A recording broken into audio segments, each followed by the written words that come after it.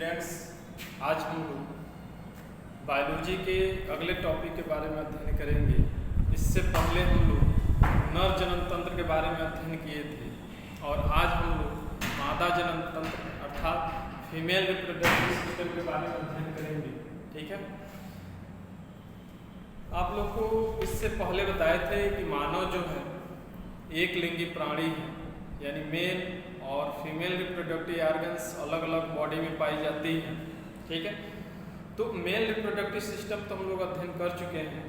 आज female reproductive system के बारे में अध्ययन करेंगे। तो जो मादाएं होती हैं, मादाओं में कुछ जनन अंग होते हैं और कुछ जनन ग्रंथियां या ये कहें कुछ सहायक जनन अंग होते हैं। ठीक है, ये सभी के सभी जनन अंग और सहायक जनन ग्रंथियां और अंग जो है ये आपस में मिलकर एक अंग तंत्र की रचना करते हैं, जिन्हें हम क्या कहते हैं, मादा जनन तंत्र कहते हैं या फीमेल रिप्रोडक्टिव सिस्टम कहते हैं। तो देखेंगे कौन कौन से मादा जनन अंग होते हैं।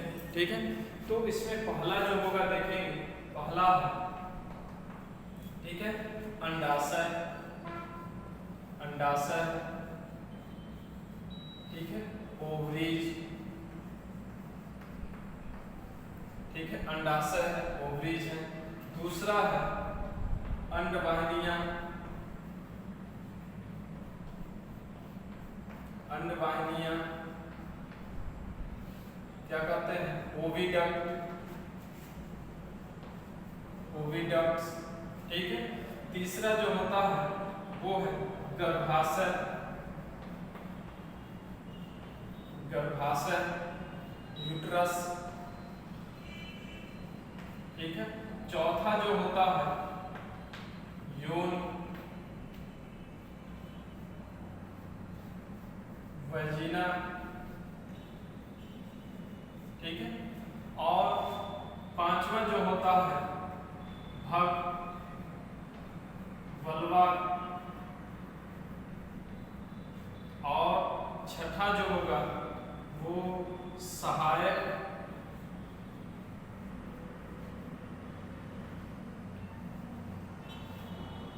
जनन ग्रंथियां हैं। सहायक जनन ग्रंथियां हैं जिसे एक्सेसरी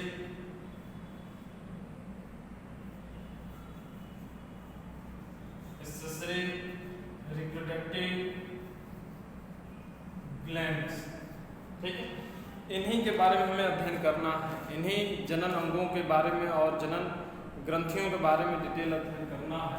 देखिए, अंडाशय ओवरीज कहते हैं, अंडवाहिनियां ओविडक्ट है, गर्भाशय यूट्रस है, योनि वाजिना है, भग वल्वा कहते हैं, सहायक जनन ग्रंथियां एक्सेसरी रिप्रोडक्टिव ग्लैंड्स हैं। ठीक है, इन्हीं के बारे में जानना है, जिनमें से देखेंगे कि ये दोनों जो हैं पेयर में पाए जाते हैं।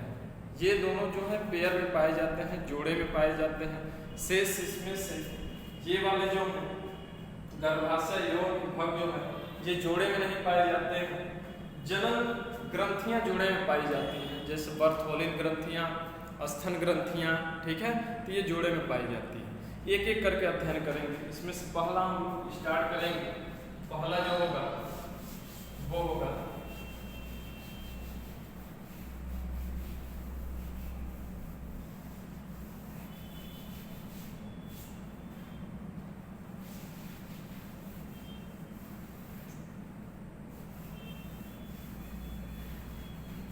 पहला, इसमें देखेंगे,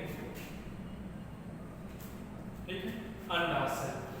ठीक है, अंडाशय जो होता है यह मादा जनन अंग, सबसे प्रमुख मादा जनन अंग होता है। ठीक है, जैसे नर में, मेल में जो वृषण होता है, टेस्टिस होता है, सबसे प्रमुख जनन अंग होता है। ठीक उसी प्रकार मादा में जो प्रमुख जनन अंग होता है वो अंडाशय होता है, ओवरीज होती है। इनकी संख्या जो होती है 2 होती है। ठीक है, एक जो होता है बाएं की ओर, ये देखिए ये है ओवरी, ये है ओवरी, यहाँ पर एक ये है और ये है। ठीक है, इनकी संख्या 2 होती है और इनमें मादा हार्मोन्स का स्रावण होता है, फीमेल हार्मोन्स का स्रावण होता है, जिनके कारण इनमें अंडाणुओं का निर्माण होता है। जैसे नर में टेस्टिस के अंदर शुक्राणुओं का निर्माण होता है, ठीक उसी प्रकार मादाओं में जो ओवरी होता है, ओवरी के अंदर फीमेल हार्मोन्स के प्रभाव के कारण, ठीक है, इनमें अंडाणुओं का निर्माण होता है, ठीक है, ओवा का निर्माण होता है, ठीक है, अंडाणुओं का निर्माण होता है, ठीक है। ये कहाँ पाए जाते हैं, इनका लोकेशन देख लिया जाए तो ये उदर गुहा में पाए जाते हैं। अंडाशय जो होते हैं कहाँ पाए जाते हैं, उदर गुहा में, ठीक है, उदर गुहा में पाए जाते हैं। जो किडनी होती है, किडनी के काफी नीचे की ओर, किडनी जो होती है, किडनी के जस्ट काफी नीचे की ओर दोनों साइड में जो श्रेणी भाग होता है, श्रेणी भाग में दोनों ओर पाए जाते हैं, ठीक है।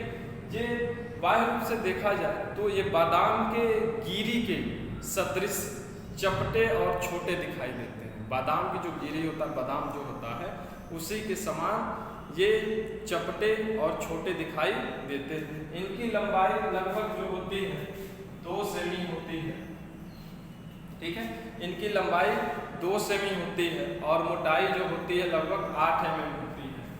कितनी होती है, 8 mm मोटाई जो होती है, कितनी होती है, 8 mm होती है, ठीक है। प्रत्येक ओवरी जो होती है यह एक झिल्ली के द्वारा सधी होती है, लगी होती है। उस झिल्ली को हम मिसेंट्री कहते हैं। क्या कहते हैं, मिसेंट्री कहते हैं। यही मिसेंट्री जो है एक ओर देखेंगे गर्भाशय के साथ और दूसरी ओर जो श्रेणी भाग होता है उसके साथ जुड़ती है, और इसी मिसेंट्री के द्वारा अंडाशय जो होते हैं, ये ओवरी जो होते हैं सधे होते हैं, इनके साथ लगे होते हैं या लटके होते हैं, ठीक है, या जुड़े होते हैं, ठीक है। अंडाशय का वजन जो होता है लगभग 7 से 8 ग्राम होता है। प्रत्येक अंडाशय का जो भार होता है, वजन होता है 60 से 8 ग्राम होता है, ठीक है। और अंडाशय एक साइड थोड़ा सा दबा हुआ होता है, एक ओर तो खुला होता है, जैसे यहाँ पे खुला है, लेकिन यहाँ पर थोड़ा सा यहाँ पे क्या होता है, दबा हुआ होता है, ठीक है। दबे हुए भाग को हम क्या कहते हैं, अंडाशय की नाभिका कहते हैं। दबे हुए भाग जहाँ से ये देखेंगे इनफंडिबुलम जुड़ा होता है, वहीं पे क्या होता है, अंडाशय दबा होता है, जिससे अंडाशय की क्या कहते हैं, नाभिका कहते हैं या हिलस कहते हैं, ठीक है। देखेंगे कि इन्हीं हिलस से रुधिर वाहिनियाँ और जो तंत्रिकाएं हैं वो इन्हीं हिलस के द्वारा प्रवेश करती हैं, ठीक है। और अंडाणुओं का निर्माण जो है इन्हीं अंडाशय में होता है, इन्हीं ओवरी में अंडाणुओं का निर्माण होता है, ठीक है। तो ये रहा अंडाशय, ठीक है। अंडाशय में देखेंगे कि जो कोशिकाएं होती हैं जर्मिनल एपिथेलियम होती है। ये जर्मिनल एपिथेलियम जो है इनके अंदर सेल डिवीजन होता है, सेल अर्धसूत्री विभाजन की क्रिया होती है, जिसके फलस्वरूप इनमें अंडाणुओं का निर्माण होता है, ठीक है। अगला अंग देखेंगे, अगला जनन अंग दूसरा जो है अंडवाहिनियां।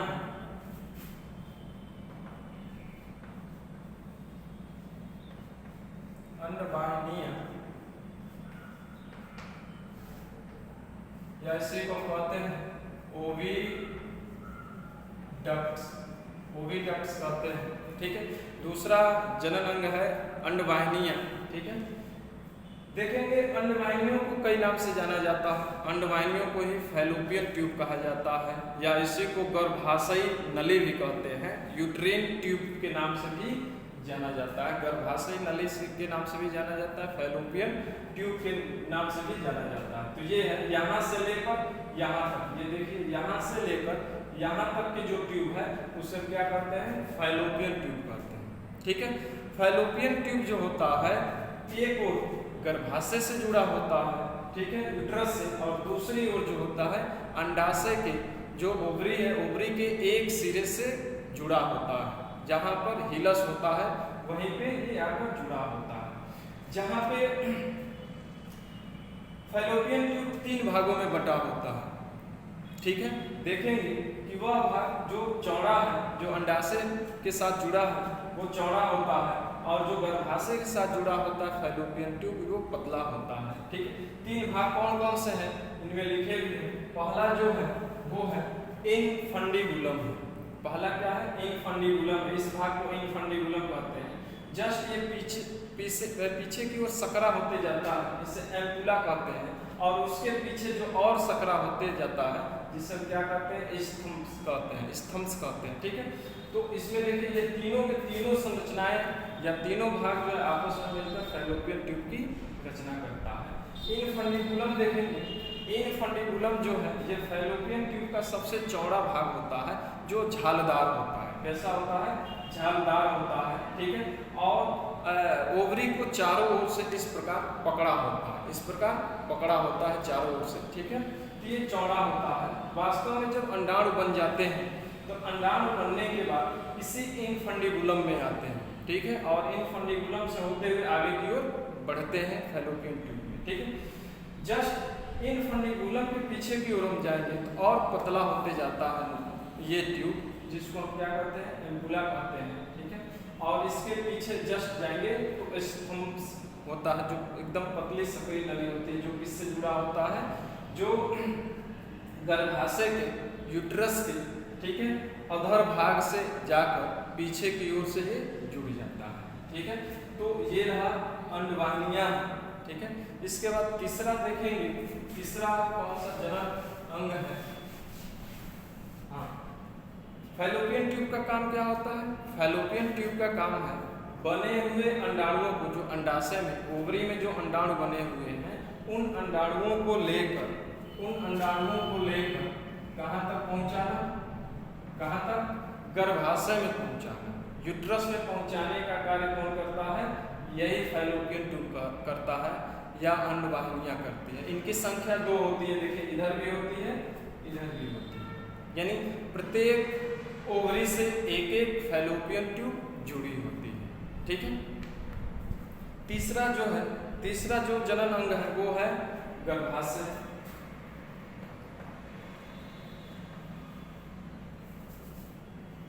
गर्भाशय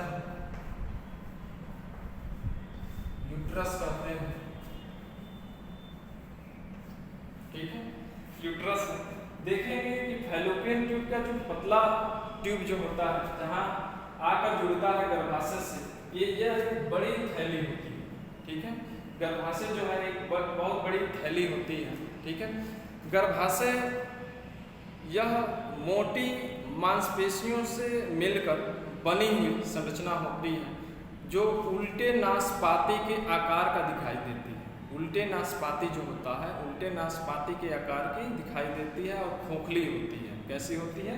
खोखली। देखिए अंदर जो इसमें कैविटी बना होता है, ठीक है, गुहा बना होता है, खोखली होती है। ठीक है, शंक्वाकार होती है, शंख के आकार के। ऊपर देखिए चौड़ा और नीचे की ओर क्या है? पतली होती जाती है, तो शंक्वाकार होती है।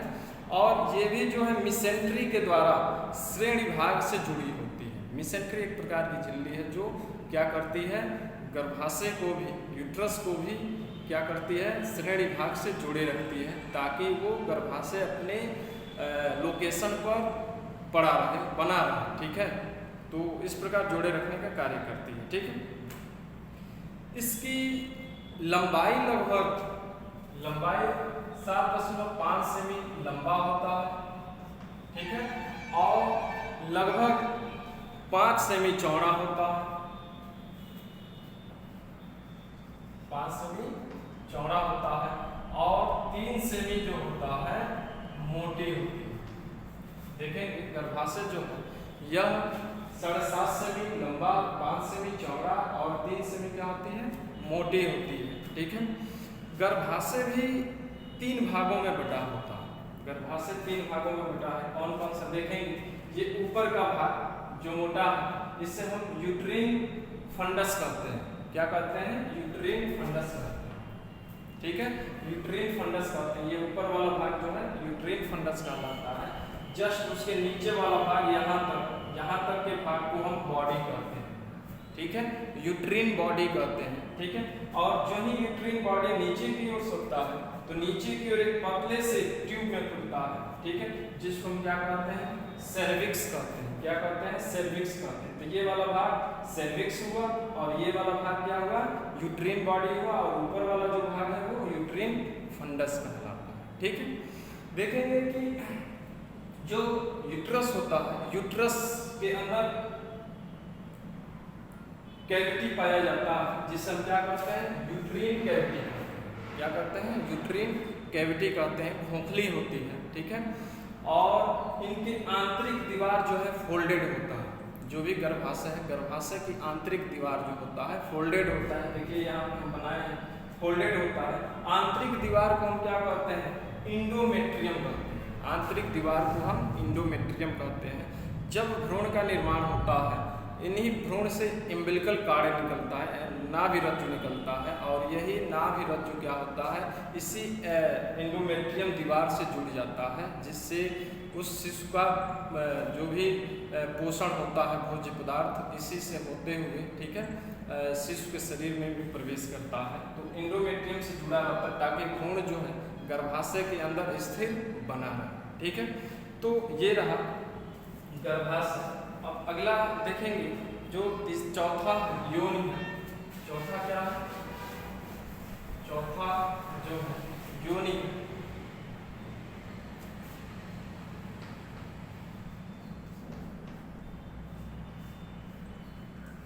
वजीना, ठीक है। जो सर्विक्स होती है, सर्विक्स एक पतले ट्यूब द्वारा खुलती है बाहर की ओर, जिसे हम क्या कहते हैं, सर्विक्स कैनाल कहते हैं।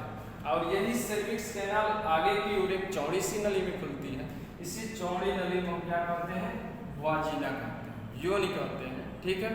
योनि जो होता है यह बाहर की ओर एक छिद्र के द्वारा खुलता है, जिसे योनि छिद्र कहते हैं। क्या कहते हैं, योनि छिद्र कहते हैं। इसी को योनि छिद्र कहा जाता है, योनि छिद्र होता है।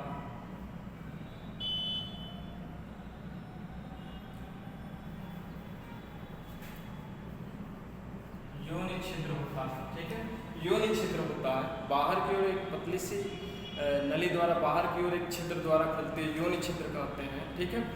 योनि जो है, देखेंगे कि योनि की जो लंबाई होती है लगभग 7.5 सेमी होती है, या ये योनि की जो गहराई होती है वो 7.5 सेमी होती है। 7.5 से 10 सेमी होती है, सॉरी 7.5 से 10 सेमी होती है, ठीक है। योनि जो है यह एक ऐसा जनन अंग है जिनके द्वारा फीमेल्स जो होते हैं मैथुन क्रिया करते हैं। क्या करते हैं, मैथुन क्रिया करते हैं, ठीक है। और यह योनि छिद्र जो है यह गुदा और मूत्र छिद्र जो होता है इसके बीच पाया जाने वाला छिद्र होता है, ठीक है। तो ये योनि छिद्र हुआ। अगला जो है भंग है।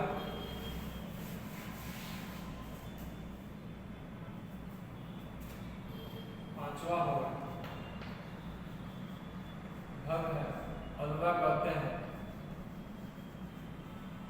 वल्वा कहते हैं, भंग है, वल्वा इसे कहते हैं। देखिए योनि छिद्र के आसपास विभिन्न प्रकार के अंग पाए जाते हैं। ये सभी अंग एक दूसरे से मिलकर एक संरचना बनाते हैं जिसे हम भंग कहते हैं, वल्वा कहते हैं, ठीक है। इनमें जैसे मॉन्स प्यूबिस है, जघन उत्थान कहते हैं।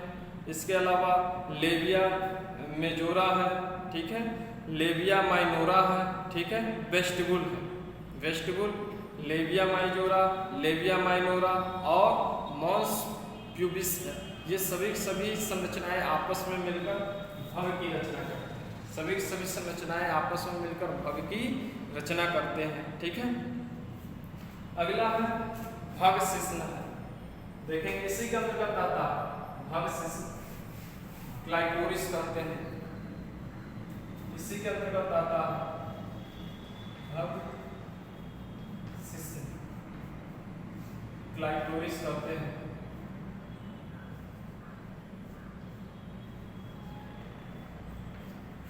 क्लाइटोरिस कहते हैं, भक्ष शिश्न है। भक्ष शिश्न जो होता है यह लेबिया माइनोरा के आगे वाले सिरे पर व्यवस्थित होता है, जो छोटा सा एक बेलनाकार इरेक्टाइल अंग होता है।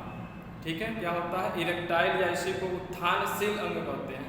जैसे नर में पेनिस होता है, पेनिस जो है यह इरेक्टाइल अंग होता है, उसी तरह फीमेल में जो इरेक्टाइल अंग होता है वो क्लाइटोरिस होता है। ठीक है, जो कि कहाँ पाया जाता है? लेबिया माइनोरा के जस्ट ऊपरी सिरे पर पाया जाता है। ठीक है, और ये मटर के आकार का होता है, मटर के जो दाने होते हैं मटर के आकार के होता है। ठीक है, अगला है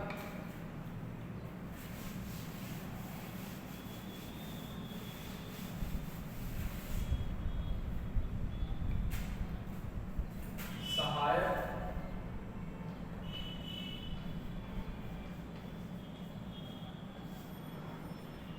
जनन ग्रंथियां, सहायक जनन ग्रंथियां। ठीक है, एसेसरी रिप्रोडक्टिव ग्लैंड्स कहते हैं, एसेसरी रिप्रोडक्टिव ग्लैंड्स हैं। ठीक है, देखेंगे कि मादा में दो प्रकार की जनन ग्रंथियां पाई जाती हैं मुख्य रूप से। कौन कौन से? एक होती है बर्थोलिन की ग्रंथियां, बर्थोलिन की ग्रंथियां,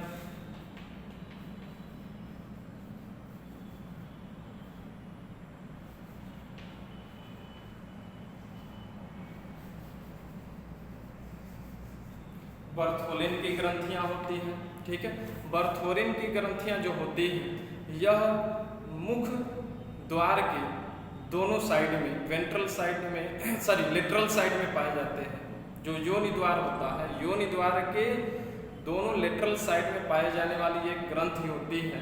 ठीक है, जब फीमेल लैंगिक क्रिया करती है या लैंगिक उसके अंदर उत्तेजना आती है, उस समय वो ग्रंथ सक्रिय हो जाती है और एक श्वेत कलर का चिपचिपे तरल पदार्थ का श्रावण करती है, जो योनि मार्ग को चिकना कर देती है, जिससे मैथुन क्रिया करना सरल हो जाता है। ठीक है, तो इस प्रकार ये चिपचिपे पदार्थ का श्रावण करती है। ठीक है, जिससे मैथुन क्रिया और आसान हो सके। ठीक है, अगला इसमें देखेंगे दूसरा जो इसका फिगर बनाना पड़ेगा। अगला देखेंगे, अगला जो है सहायक जनन ग्रंथियों में स्तन ग्रंथियां हैं। क्या है? स्तन ग्रंथियां हैं, स्तन ग्रंथियां।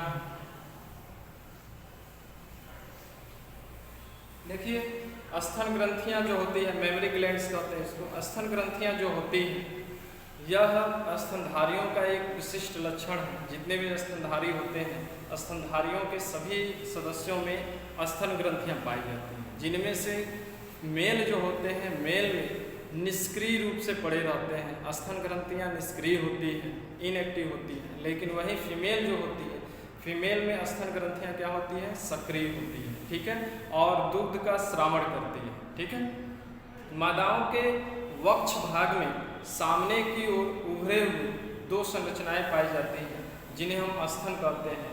स्तन जो होता है स्तन ग्रंथियों से मिलकर बना होता है, इसके साथ साथ फैट से मिलकर बना होता है। स्तन ग्रंथियां और फैट से मिलकर बना होता है। फैटी टिश्यू होती है, उनमें फैटी टिश्यू पाया जाता है और स्तन ग्रंथियां पाई जाती हैं। ठीक है, ये दोनों मिलकर स्तन की रचना करते हैं। स्तन ग्रंथियां देखेंगे जो होती हैं यह ग्रंथिल ऊतक से मिलकर बने होते हैं। ठीक है, ग्लैंडुलर टिश्यू कहते हैं, ग्लैंडुलर टिश्यू से मिलकर बने होते हैं। और यही ग्लैंडुलर टिश्यू जो होता है लगभग 15 से 20 ग्लैंडुलर टिश्यू, ठीक है, इनकी कोशिकाएं गुच्छों में व्यवस्थित होकर, ठीक है, एक विशेष प्रकार की ग्रंथि बनाती है, एक विशेष प्रकार की ग्रंथि बनाती है, जिसे हम क्या कहते हैं? एल्वियोलस ग्लैंड्स कहते हैं। ये एक वचन में एल्वियोलस कहेंगे, बहुवचन में एल्वियोली कहेंगे। ठीक है, तो एल्वियोलस ग्लैंड्स बनाते हैं और यही एल्वियोलस ग्लैंड जो होते हैं, इन्हीं के अंदर दूध का श्रावण होता है, दूध का फॉर्मेशन होता है, निर्माण होता है, मिल्क का निर्माण होता है। ठीक है, जब फीमेल प्रेगनेंसी अवस्था में होती है तो उस समय ये ग्रंथियां सक्रिय हो जाती हैं और दुग्ध का निर्माण करना प्रारंभ करती हैं। ठीक है, यही ग्रंथियां आगे की ओर एक पतली ट्यूब से होते हुए, जिसे हम क्या कहते हैं, लैक्टिफेरस ट्यूब कहते हैं। ठीक है, लैक्टिफेरस ट्यूब में पतली पतली लैक्टिफेरस ट्यूब में जुड़ती है और यही पतली पतली लैक्टिफेरस ट्यूब जो है लगभग 15 से 20 एक दूसरे से जुड़कर, ठीक है, बाहर की ओर एक छिद्र से खुलती है, जिसे हम क्या कहते हैं, लैक्टिफेरस डक्ट कहते हैं।